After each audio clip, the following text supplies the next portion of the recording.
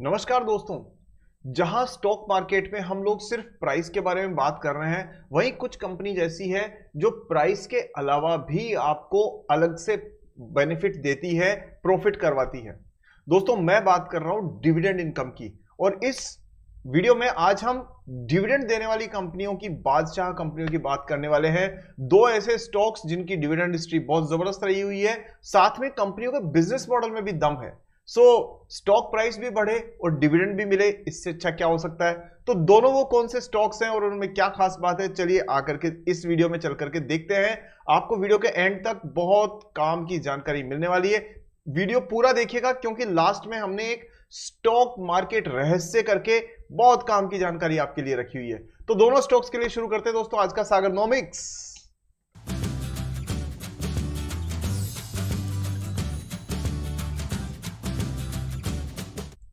तो जैसा कि आपने अभी 2 सेकंड पहले देखा कि आपको सबसे पहला काम करना है कि वीडियो को अभी से लाइक कर दीजिए। नीचे लाइक बटन है, उसे दबाना मत भूलना। वीडियो लाइक कर दीजिए, चैनल सब्सक्राइब करिए, बेल आइकन को ऑन करिए ताकि मेरी नेक्स्ट वीडियो आपको तुरंत मिल जाए और कहीं कुछ काम की जानकारी आपसे मिस ना हो जाए। चलिए शुरू करते हैं दोस्तों और देखते हैं पहली कंपनी कौन सी है हमारे रडार पर। तो दोस्तों, ये है पहली कंपनी जिसको आप सभी जानते हैं, अच्छे से पहचानते हैं। नाम है कंपनी का IOCL, Indian oil corporation limited. मतलब इंडियन पहले, ऑयल बाद में। ये इनका पंच लाइन भी है, फर्स्ट इंडियन देन ऑयल। ठीक है। तो IOCL के बारे में हम सबसे अच्छी बात जो देखते हैं वो ये है कि दोस्तों एक PSU है, यानी पब्लिक सेक्टर अंडरटेकिंग है। और उसका सबसे बड़ा फायदा क्या है कि ये गवर्नमेंट की तरफ से इसको सुरक्षा मिली हुई है, सुरक्षा चक्र है। जैसे कोलगेट का सुरक्षा चक्र होता था ना, वैसे इसके गवर्नमेंट का सुरक्षा चक्र है इसके चारों तरफ। चलिए अब हम देखें इसके अंदर कि इसमें मैंने डिविडेंड के लिए क्यों आपको बोला। इसलिए क्योंकि देखो दोस्तों, यहां ना आपको एक चीज ध्यान से देखनी होगी।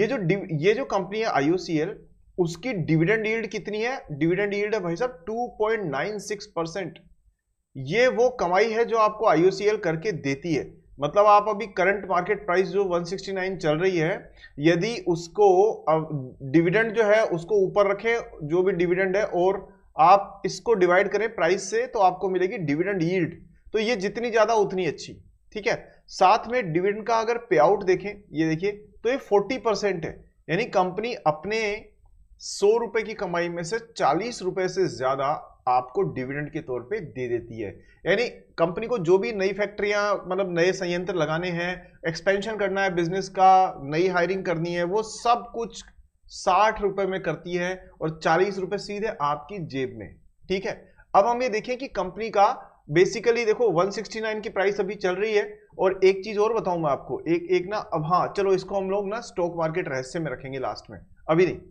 तो अभी हम सिर्फ इसकी बात करते हैं। मार्केट कैप कितनी है? 2,38,000 करोड़ रुपए। अच्छा, एक चीज ये ना कि ये वो कंपनियां जिनकी मार्केट कैप ना जेन्युइन है, मतलब ऐसे हवाबाजी नहीं है इसके अंदर की पेटीएम के अंदर हवा भर करके गुब्बारा बना दिया और कह दिया ये तो सब वैल्यूएशन ही इसका तो अरबों में है। ऐसा नहीं है। अरबों में तो अरब देश में जाओ ना, हिंदुस्तान में तो फिर हिंदुस्तानी की तरह बात करो। पॉइंट ये है कि यहां पर जो ये है मार्केट कैप जो है वो ओरिजिनल है इसकी, मतलब सचमुच में बिजनेस वाली। ऐसा नहीं है कि इन्वेस्टर्स को दिखाने के लिए वैल्यूएशन को बढ़ा चढ़ा करके बताया गया हो। चलिए आगे बात देखिए। रिटर्न ऑन जो इक्विटी है 25.8%, यानी लॉन्ग टर्म में भी कंपनी अच्छा खासा ग्रोथ दे रही है। सेल्स 8% से बढ़ी, प्रॉफिट 19%, दैट इज गुड। अच्छा, और स्टॉक का पी तो देखा ही नहीं। अरे क्या कर रहे हो? अरे भाई ये तो देखो, स्टॉक का प्राइस टू अर्निंग रेशियो कितना है जी, 5.71।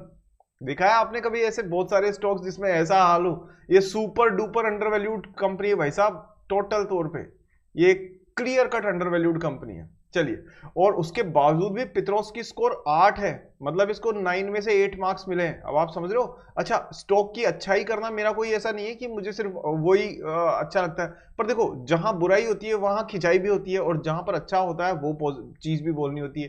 तो मेरी कोशिश यही रहती है कि मैं आपको एक पूरा, मैं कहूंगा, क्रिटिकल एनालिसिस करके दूं।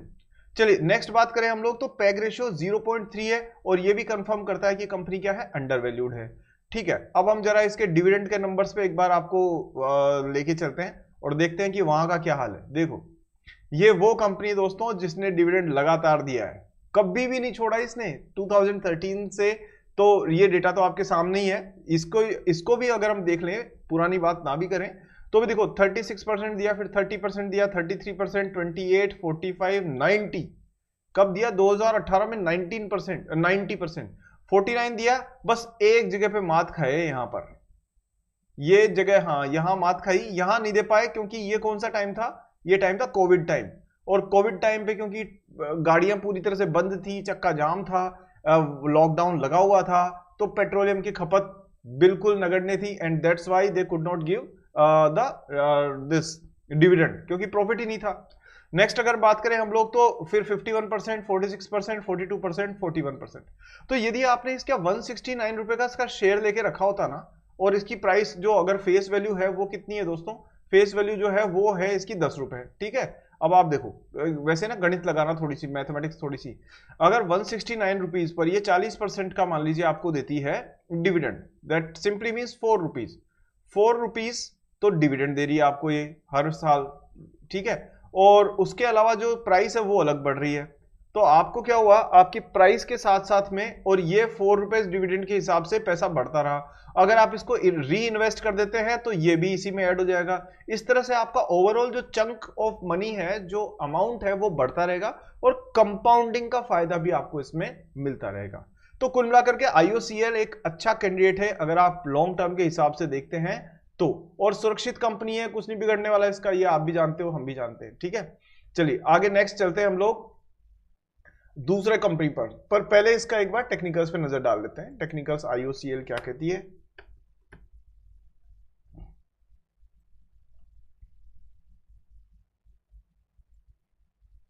ये दोस्तों टेक्निकल चार्ट है IOCL का आपके स्क्रीन के ऊपर, और ये मैं आपको जरा बता दूं कि इसका अभी साइडवेज ट्रेंड चल रहा है काफी टाइम से। ये देखो आप, साइडवेज ट्रेंड है डेली चार्ट पे, और यहां पर आपको जो ब्रेकआउट मिलेगा ना, ये वैसे तो बिल्कुल सपोर्ट के पास में है दोस्तों अपना, तो ये अगर ब्रेकआउट देना है ना तो ये दे सकता है आपको यहां पर करीब करीब इस जगह। ये देखिए ये 180 के आसपास में, सॉरी ये लाइन थोड़ा सा टेढ़ी हो गई। यहां से देखो 180 तोड़ करके अगर ये ऊपर निकलता है ना, तो ये मान करके चलना कि यहां एक मेजर रेजिस्टेंस तोड़ने वाला है, और ये लगभग दिख भी रहा है। यदि आप ये RSI को और बाकी सब चीजों को देखोगे तो थोड़ा आइडिया लग भी जाएगा इसके अंदर कि हल्का सा ये डायरेक्शन पॉजिटिव है। 180 तोड़ने के बाद में दोस्तों नेक्स्ट जो सपोर्ट इसको मिलेगा करीब करीब करीब ये मान करके चलिए, जो इमीडिएट सपोर्ट है वो 197 का है। 197 पर इमीडिएट सॉरी रेजिस्टेंस है, और रेजिस्टेंस के बाद में अगर ये उसको भी तोड़ता है तो फिर ये आपको 300 रुपए के आसपास मिड टर्म में जाता हुआ दिख सकता है। अच्छा, दूसरी खास बात ये है कि ये रेंज बाउंड जो है ना, ये आप ये देखिए कंटिन्यूसली ये मार्केट में ना अनसर्टेनिटी को दिखाता है कि भाई ट्रेडर्स ना समझ नहीं पा रहे कि किधर जाना है, और जैसे ये इस ब्रेकआउट को लेगा ना यहाँ से, और उसके बाद में साफ पता पड़ जाएगा ट्रेडर्स को भी कि भाई साहब अब ये जाएगा ऊपर, और उसके बाद में ये प्राइस ऊपर की तरफ जाती हुई दिख सकती है। सो मेरे हिसाब से अगर आप एक स्विंग ट्रेडर अपने आप को मानते हो तो ये 195-90 के 200 के बीच का आप अगर मान लो एक शॉर्ट टर्म टारगेट लेके चलते हो, so I think that makes quite sense. नीचे अगर हम बात करें तो ये अगर यहां से प्राइस तोड़ता है, then the next support you will get at 140 का लेवल। सो वहां आपको एक बाइंग ऑन डिप्स वाली अपॉर्चुनिटी कंसीडर कर सकते हैं। नेक्स्ट दूसरे स्टॉक के बारे में बात करते हैं, और वो हमारा सबका फेवरेट स्टॉक, हालांकि स्टॉक फेवरेट नहीं होता, स्टॉक का मैनेजमेंट, उसका बिजनेस मॉडल फेवरेट होता है, और दोनों ही कसौटियों पे खरा उतरता है बैंक ऑफ महाराष्ट्र, जो आपकी स्क्रीन पर सामने है। तो जब आप बैठ करके इधर उधर ये SBI और ICICI और एक्सिस बैंक और उसके चक्करों में पड़े हुए हैं ना, तो वहां एक्चुअली वो इतनी बड़े कंपनीज हो चुकी हैं कि उसमें मूवमेंट कैसे आएगा। हाथी की चाल में और चीते की चाल में डिफरेंस होता है दोस्तों। चीता फास्ट दौड़ पाता है क्योंकि छोटा है, हल्का है, पावरफुल है, और हाथी बहुत बड़ा है, उसको आप कितना भी तेजी से दौड़ाओ लेकिन उस भारी भरकम शरीर को लेकर वो उतना स्पीड से नहीं दौड़ पाएगा। यहां पर भी स्टॉक मार्केट में भी यही है, और यहां आप देखोगे बैंक ऑफ महाराष्ट्र को छोटी साइज का फायदा मिलता है, क्योंकि छोटा है लेकिन साथ में ये काफी प्रोफेशनली मैनेज हो गया है पहले से। बहुत सारी गलतियां पहले हुई है जिनको सुधार करके सही रास्ते पे चलता आ रहा है। और वैसे भी दोस्तों महाराष्ट्र एक ऐसी जगह है जिसके नाम से ही पता नहीं ऐसे शिवाजी महाराज का चित्र दिमाग में आ जाता है, और जैसे शिवाजी महाराज का नाम आता है ना, मेरे तो रग रग में ऐसे खून में उबाल आ जाता है। सच्ची बता रहा हूँ, बहुत अच्छा लगता है रियली। महाराणा प्रताप और शिवाजी महाराज, ये इनके नाम सुनते ही जोश आ जाता है पूरे शरीर के अंदर। चलिए दोस्तों, तो हम बात करते हैं बैंक ऑफ महाराष्ट्र की। कभी कभी बातें ज्यादा इधर उधर की भी हो जाती है, तो I am really sorry but I feel that emotion. Bank of Maharashtra 70 रुपए की प्राइस, अफोर्डेबल है, चिंता वाली बात नहीं है।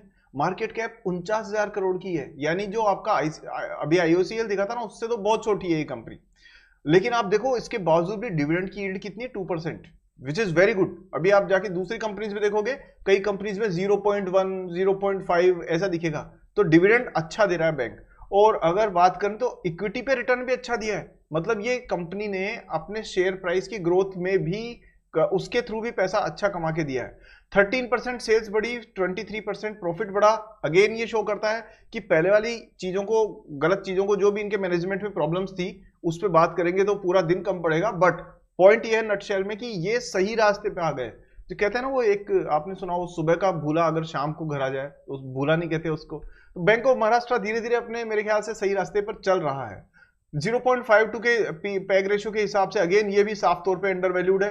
तो मैंने ये जो स्टॉक दोनों लिए हैं ना, वो दोनों के दोनों ही अंडर वैल्यूड है और दोनों के दोनों ही डिविडेंड के लिए अच्छे स्टॉक्स हैं। अब यहां आप देख सकते हैं कि ये डिविडेंड इसने दिया लगातार दिया, और ये वो पीरियड है दोस्तों, ये जो 0% आप देख रहे हो ना, ये 0% वाला वो पीरियड है जिसके अंदर बैंक में तमाम गड़बड़े हुई थी, तमाम इसमें मिसमैनेजमेंट हुआ था, और इस वजह से बैंक का हाल खराब हो गया था। लेकिन जैसे ही मैनेजमेंट में इंप्रूवमेंट आया, चेंजेस आए, बैंक ने वापस से प्रॉफिटेबिलिटी शो करी, और ये सही तरह से एक डिविडेंड देते हुए अच्छे स्टॉक के तौर पे आपको चलता हुआ दिख पा रहा है। ठीक है, टेक्निकल्स में बात करें बैंक ऑफ महाराष्ट्र की, तो जस्ट एक सेकेंड, तो यहां पर आप साफ तौर पे देख सकते हैं कि वैसे तो मूवमेंट रहा है साइडवेज। अच्छा, साइडवेज मूवमेंट कब से चल रहा था? साइडवेज मूवमेंट चल रहा था करीब करीब फरवरी से। ये देखिए, फरवरी के बाद में इसकी जो रैली थी ना, उससे पहले तो भाई साहब यहां मूविंग एवरेजेस ने क्रॉसओवर दिया था। देखो, उससे पहले मूविंग एवरेज ने क्रॉसओवर दिया। आप अगर सही ढंग से टेक्निकल्स को यूज करते हो ना, तो टेक्निकल्स में भी बहुत पैसा बनता है। बट वो यही है कि एक सच बात बताऊं आपको, 4 कैंडल सीख करके 2 पैटर्न किसी ने सिखा दिए, उससे आप टेक्निकल एक्सपर्ट नहीं बनते हो, उसलिए उसमें नुकसान होने के चांसेस ज्यादा रहते हैं। हाँ, कुछ चीजें हैं जो काफी रिलायबल है, इसमें कोई डाउट नहीं है। तो चलिए यहां देखें, तो हम लोग देखें कि मूविंग एवरेज ने क्रॉस किया, वॉल्यूम हाई था, और मेरी थ्योरी काम करती हुई यहां दिखेगी आपको कि दोनों चीजें होने के ऊपर आपने रैली देखी कितनी जबरदस्त थी। कि आपने लिया होता अगर ये 40-42 पे, तो ये आप बेचते इसको 66 पे। कितने टाइम में जी? इतने से टाइम में, यहां से यहां तक में। ठीक है, और लगभग आप मान के चलो 2 महीने में, 2 महीने में आपको करीब करीब 50% का प्रॉफिट इसमें मिल चुका होता। बट उसके बाद में आप देखेंगे कि फिर तुरंत उसके बाद में यहां पर डाउनफॉल आना शुरू हुआ, आरएसआई नेगेटिव साइड में मूव कर रही है, और तभी से ये साइडवेज मूवमेंट चल रहा था। तो यदि आप देखो तो ये बिल्कुल ऐसी जगह पर है जहां पर ये अपने रेजिस्टेंस को तोड़ रहा है। लास्ट जो हाई था ना इसका, यहां पर, उस हाई को तोड़ते हुए 70 पे है। अब यहां से ग्रीन कैंडल बनती है, और उसके बाद में ये अगर कंटिन्यू करती है तो ये एक अप ट्रेंड की शुरुआत हो जाएगी। देखो, अभी तो मैं आपको बताऊं, ये जो ब्रेकआउट आप देख रहे हो ना, ये फॉल्स ब्रेकआउट है। This is not a true breakout, this is a false breakout. What you should wait for is wait for another green candle to take a place over here, and the moving averages are showing a positive upside trend, इसमें भी कोई doubt नहीं है। तो यहां पर आपको देखना होगा कि अगर 72-73 के आसपास में आपको कुछ दिनों तक देखने को मिलता है, यहां से शुरुआत हो सकती है एक अप ट्रेंड की। ये इसकी काफी हद तक संभावना है, क्योंकि वॉल्यूम भी इसको सपोर्ट करता हुआ नजर आ रहा है। ठीक है, डाउन साइड इस समय पर तो नजर नहीं आ रही है, लेकिन ये मान करके चलिए 60 रुपीज के आसपास में आपको इसका मेजर सपोर्ट वापस दिखेगा, जहां से बाउंस बैक कर सकता है। सो दोस्तों, ये ओवरऑल एनालिसिस है दोनों ही स्टॉक्स का। दोनों में डिविडेंड भी है, दोनों अंडर वैल्यूड भी है, और दोनों एक साइडवेज ट्रेंड को तोड़ के ऊपर की तरफ जाते हुए नजर आ रहे हैं। हालांकि मैं आपको एक डिस्क्लेमर दे दूं कि मैं ना तो आपको कोई तरीके की रिकमेंडेशन देना चाहता हूं बाइंग और सेलिंग की, सिर्फ इसे एक एजुकेशनल वीडियो समझे, जिससे कि जिसको देख करके आप बहुत कुछ सीखें और अपना डिसीजन खुद लेना सीखें। अच्छा, साथ में एक चीज और बता दूं कि नीचे डिस्क्रिप्शन में जाना, वहां मैंने एक स्टॉक को कैसे एनालाइज किया जाता है 30 मिनट्स के अंदर अंदर, उसका मैंने एक फ्री कोर्स आपके लिए बनाया हुआ है, उसका लिंक है, आप जाकर के खुद सीख सकते हो। एक नया पैसा देने की जरूरत वहां पर नहीं है इस कोर्स के लिए। ठीक है, अच्छा, अब बात करते हैं स्टॉक मार्केट रहस्य की। तो स्टॉक मार्केट रहस्य ये है दोस्तों, कुल मिलाकर के हमेशा ध्यान रखिए कि जो कोई भी company dividend pay out ratio 100% से ज्यादा का दिखाती है, क्या डिविडेंड पे आउट रेशियो अगर 100% से ज्यादा है तो उससे आप 100 फीट दूर रहिए ऐसी कंपनीज से। क्यों? क्योंकि ऐसी कंपनीज में जरूर कोई मैनेजमेंट में घपलेबाजी चल रही होती है, जिसका पता तब पड़ता है जब आप स्टॉक खरीद चुके होते हैं। सो दोस्तों, उम्मीद करता हूं इस टिप से आपको, इस जानकारी से कुछ फायदा मिलेगा। अगली वीडियो में जल्दी मिलते हैं, वहां पर भी एक नया रहस्य डिस्कस करेंगे और एक और नए स्टॉक एनालिसिस के साथ में मिलते हैं। अपना ध्यान रखिए दोस्तों, और हाँ, वीडियो लाइक नहीं किया है तो भाई वीडियो लाइक करो ना, और इसको शेयर करिए और सारे दोस्तों के पास में। चैनल सब्सक्राइब किया, बेल आइकन ऑन किया, कर दिया ना? ठीक है, चलो, आपके बहुत सपोर्ट और प्यार के लिए बहुत बहुत धन्यवाद दोस्तों। अगली वीडियो में जल्दी मिलते हैं, तब तक के लिए जय हिंद।